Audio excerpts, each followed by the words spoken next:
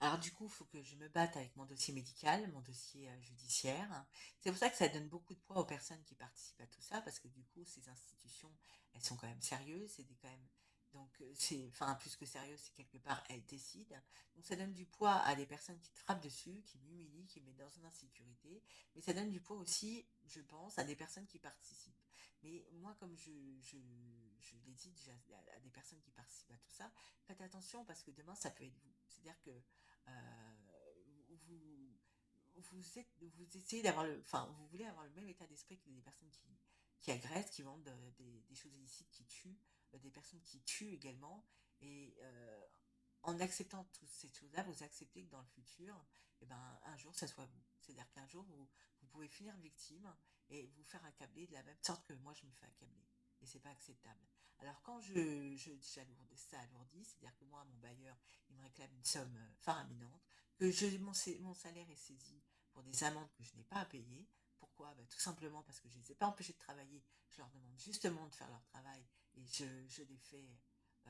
C'est pour ça que à un moment donné, j'ai dû partir parce que je ne voulais pas rentrer en confrontation avec eux parce que je pense que ça desservirait mon combat. Donc je suis dans le respect constamment.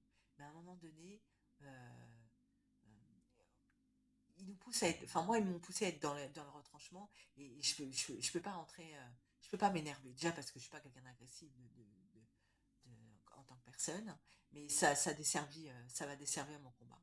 Et que là, effectivement, je suis en train de me battre pareil parce que j'ai une saisie sur mon salaire qui d'ailleurs n'aurait pas dû, que je n'arrête pas de fournir le document à l'organisme qui n'a pas cessé n'a pas cessé de saisir mon salaire, que ça a été décidé par un tribunal, que j'ai déjà contacté le tribunal, j'ai déjà fourni le document à plusieurs reprises, je les ai appelés dernièrement, et il faut que j'attende, j'attende et j'attende.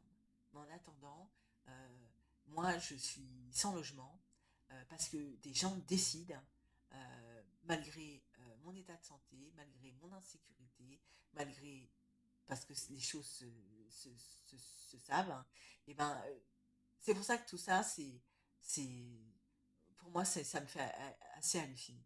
Parce que, en fait, du coup, je dois me battre pour tout. Pour des choses qui, euh, normalement, le truc, c'est que je devrais me concentrer sur mon état, sur mon dossier judiciaire, pour que ces personnes ne recommencent pas. C'est pour ça que, sur la voie de mémo, j'ai fait une chronique sur la femme de ce gendarme qui a perdu son mari et qui parlait de la récidive. Bah ouais, mais la récidive, vous la créez. Enfin, pas cette dame, hein, bien sûr. Mais je suis d'accord quand elle dit que elle était en colère parce qu'il y avait de la récidive. Bah oui, bah, ce qui n'empêche que là, avec ce que je vis, la récidive, vous la créez. Parce que les personnes, ils peuvent continuer et avec la bénédiction de tout le monde, en fait. Et c'est pas acceptable. C'est pour ça que malgré mon état, mon mal, c'est un combat tous les jours, mais avec beaucoup de difficultés, j'y arrive et je trouve ça quand même assez hallucinant qu'une société entière démontre qu'on peut accabler une victime à la place des coupables et qui sont d'accord avec ça alors que à travers mes droits, c'est les leurs qui touchent. C'est-à-dire que même si c'est un dysfonctionnement dans un fonctionnement, hein, parce que des vendeurs de cam, des gros trafiquants, il y en a plein qui sont mis, qui sont arrêtés, qui sont en état d'arrestation. Il y a des meurtres qui sont il y a plein, c'est quand même assez hallucinant, hein.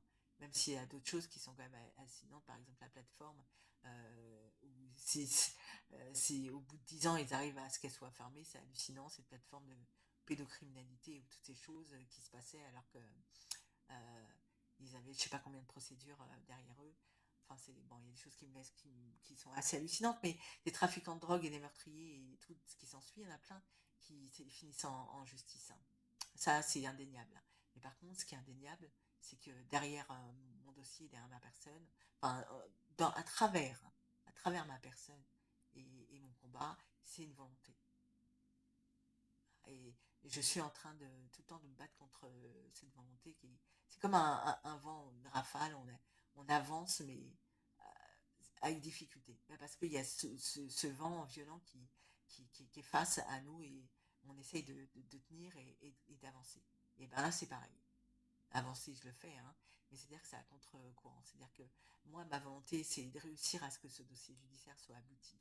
Abouti, c'est que ce système cesse Et en face, j'ai une volonté qui est tout autre. C'est-à-dire qu'on la laisse. Et je dis à travers mon combat et ma personne, parce que je dis le corps humain est inviolable. On est en France, on est un des pays qui a signé les droits de l'homme. Donc on les a signés, alors on les respecte. Le corps humain est inviolable.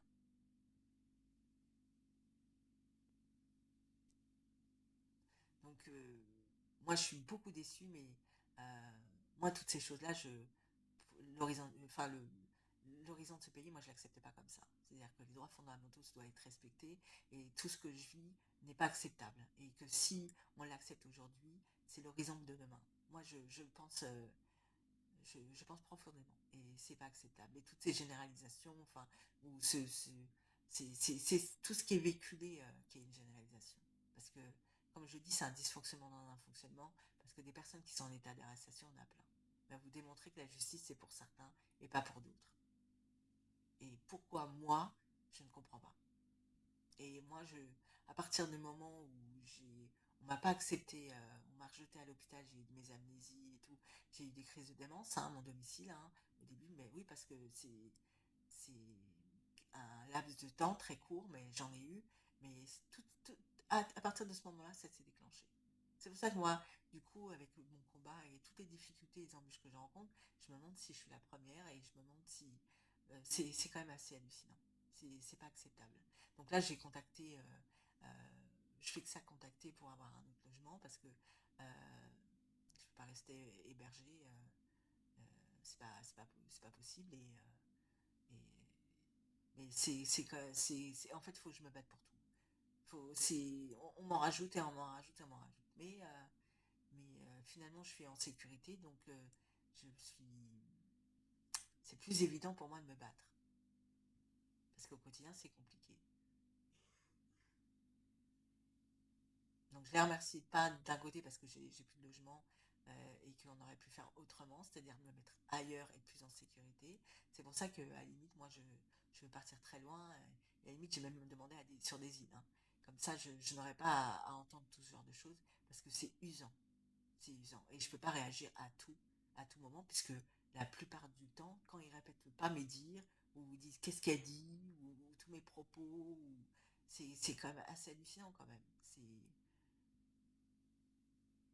C'est flippant. Donc je ferai plus longuement sur la voie de mémo, enfin plus longuement, plus constructivement pour déjà que ça soit mis et puis que ça reste sur la voie de mémo. euh, Parce que c'est pas forcément évident au quotidien euh, d'en faire et que beaucoup de choses dans l'actualité aussi me touchent ou m'agacent et j'en fais part également.